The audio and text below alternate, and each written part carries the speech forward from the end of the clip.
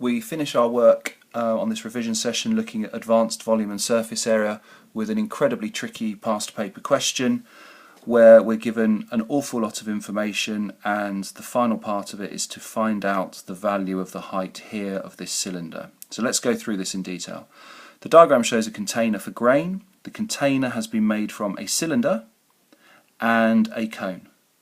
The cylinder has a radius of 3, and it then says the cone has a base radius of 3, so we can transfer that piece of information down here. So they've got the same radius, 3 meters on both, and a vertical height of 4, which has been given here. The container is currently empty, so I'd imagine this is going to be a volume question. The container is then filled at a constant rate with grain, and after 5 hours the depth of the grain is 6 meters above the vertex of the cone, vertex meaning corner, so it's going to be 6 meters above this point here, so 4 meters into the cone and then 2 meters into the cylinder to give us our total of 6. After 9 hours it's completely full.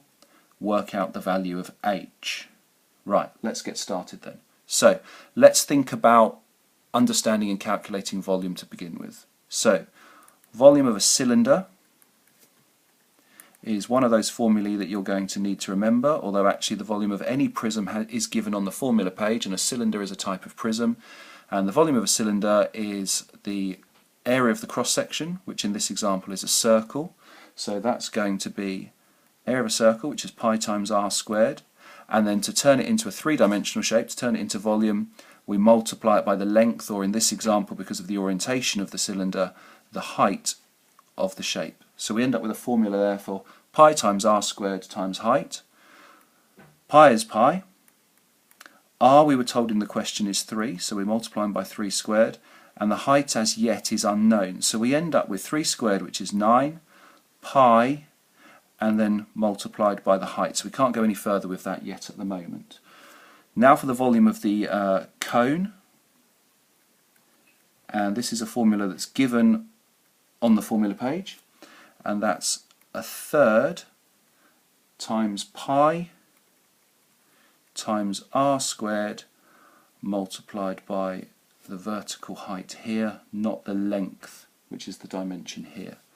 So we have a third times pi times the radius, which is 3 squared, and we do know the height of the cone, which is 4, so we can calculate that all out now. So 3 squared is 9, multiplied by 4 is 36, a third of 36 is 12, don't forget the pi, so we have 12 pi as an expression for the volume of the cone.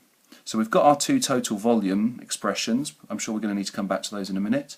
We now need to look at this information here about the depth of the grain after 5 hours.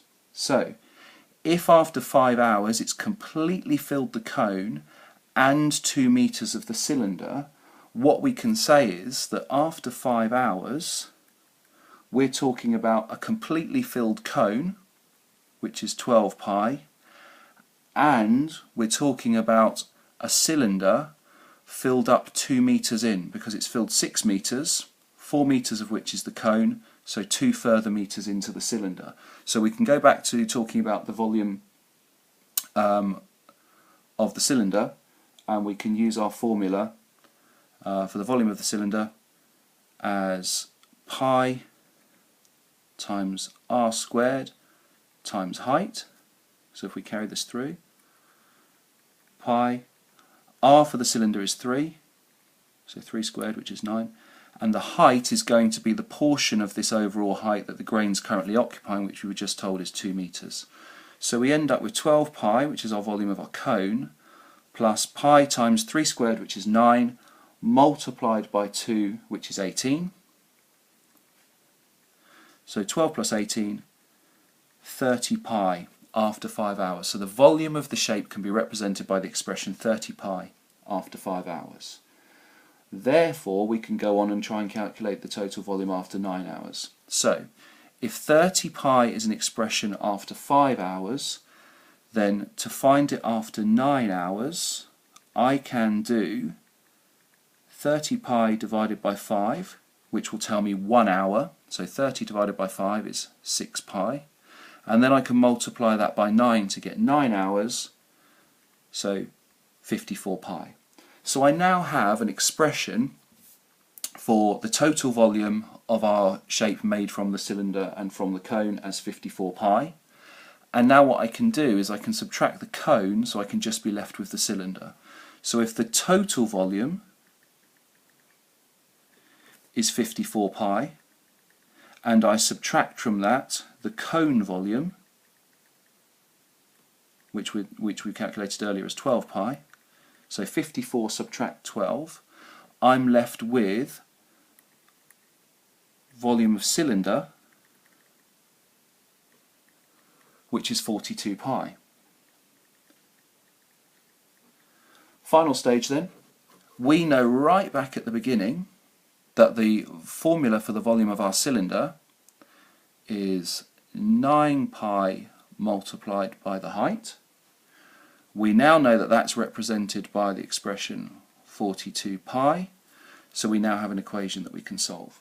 So the first thing we can do is we can eliminate pi from both sides. So we're left with 9 multiplied by the height is equal to 42. Divide by 9, divide by 9. Therefore the height is equal to 42 divided by 9. The question says to us, leave your answer as a fraction. Well, we have, but in its simplest form. So let's cancel that down. Both these numbers are divisible by 3. So we end up with 14 over 3. So the height of the cylinder is 14 over 3. We don't need to turn that into a decimal value because the question's asked us to leave it as a fraction.